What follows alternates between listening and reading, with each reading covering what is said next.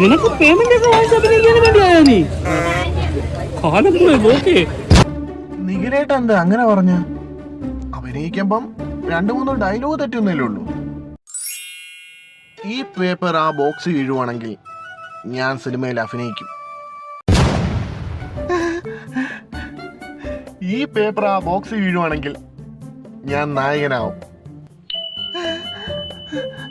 ഈ പേപ്പർ ആ ബോക്സ് വീഴുവാണെങ്കിൽ ഞാൻ സുന്ദരിയായ ഒരു പെണ്ണിനെ കല്യാണം കഴിക്കും. Average, below average, arrange marriage. പിന്നെ ഇതൊക്കെ സത്യമാവൂല്ലേ ഞാൻ നടനാവോന്ന്? എന്റെ കല്യാണമേ നടക്കൂല.